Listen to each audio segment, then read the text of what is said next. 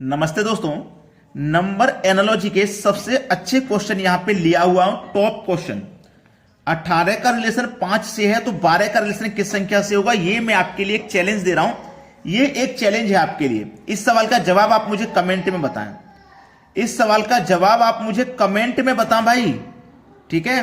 Comment में। ये आपके लिए चैलेंज है, ये आपके लिए चैलेंज है, ठीक है। कितने सेकंड में बता पाओगे, कितने मिनट में बता पाओगे, इस सवाल का जवाब मुझे कमेंट करके बता देना। ऑप्शन 4 नहीं 5 हैं। 4 ऑप्शन नहीं 5 ऑप्शन है। इन 5 में से कोई एक सही जवाब है, मुझे कमेंट में बताना।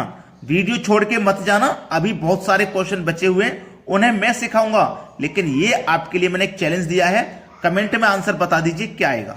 अब देखते हैं अगला सवाल।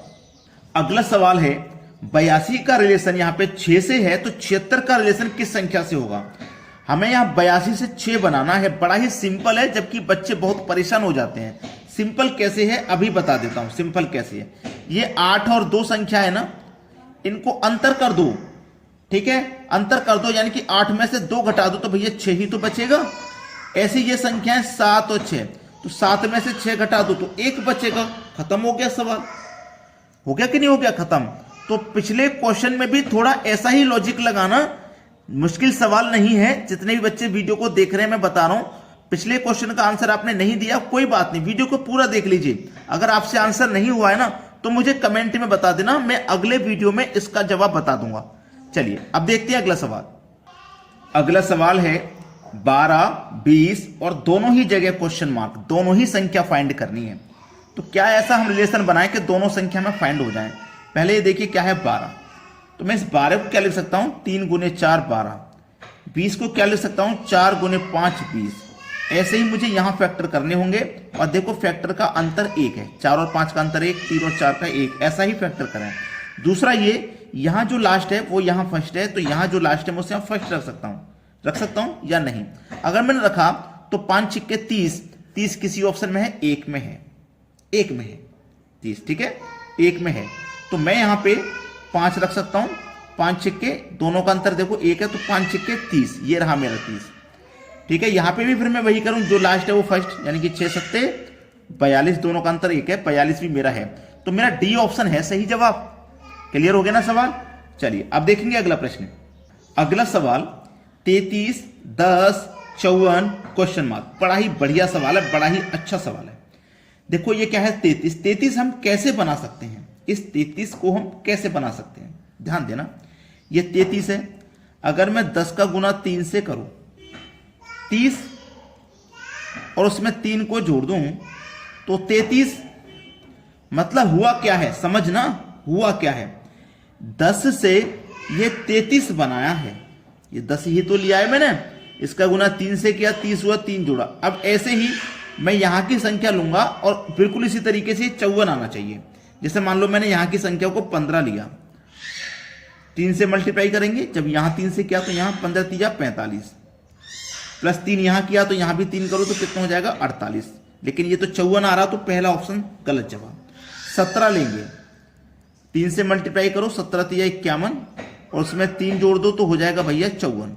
मिल गया ना 54, तो हमारा 17 ही सही जवाब है। तो ये वो क्वेश्चन है जिनको स्टूडेंट परीक्षाओं में छोड़ के आ जाते हैं, कर नहीं पाते। लेकिन आप हमारे चैनल पे हो ना तो सभी क्वेश्चन करके आओगे। अब देखते हैं अगला सवाल। अगला सवाल 10, 99 फिर दोनों जगह क्वेश्चन मार्क। लेकिन इन दोनों में हमें रिलेशन बना लेंगे। देखिए 10 है ना, अगर मैं 10 का स्क्वायर करता हूं तो 100 होता है, और 100 में से अगर 1 माइनस कर दूंगा तो 99। वैसा ही कुछ मैं यहां पे बनाऊंगा, ठीक है, यहां पे बनाऊंगा कि स्क्वायर से संख्या 1 कम हो, ठीक है। यहां 10 के स्क्वायर से संख्या 1 कम है, तो यहां देखो 6 के स्क्वायर से संख्या 1 ज्यादा है, तो ये आंसर नहीं होगा। यहां पे भी नहीं है। 8 के स्क्वायर से 1 कम है, ये हो सकता है। 8 का स्क्वायर कितना होता है 64, उसमें से 1 कम करो तो 63, यानी कि हमारा सी ऑप्शन हो जाएगा सवाल का सही आंसर। अब देखते हैं अगला सवाल। अगला सवाल 20, 11, 102 क्वेश्चन मार्क। ये जो 20 है ना, अगर आप इसमें 2 से डिवाइड कर देंगे तो आपको 10 मिलेगा, और 10 में अगर आपने 1 जोड़ दिया तो 11 मिलेगा। ऐसे ही इस 102 में आप 2 से डिवाइड करेंगे तो 51 मिलेगा। यहां 1 जोड़ा तो यहां भी 1 जोड़ो तो आपको 52 मिलेगा। है क्या किसी ऑप्शन में 52? पहले ऑप्शन में है सही जवाब। चलिए अब देखते हैं अगला सवाल। अगला सवाल है, बहुत बड़ी संख्या है 6415 5304। अगर आप इस तरीके से संख्याओं को ध्यान में दोगे तो नहीं कर पाओगे।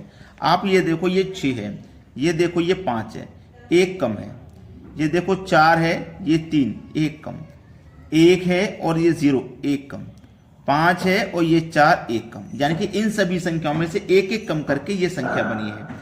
ऐसे ही इन सभी संख्याओं में से एक कम करके ये संख्या बनेगी।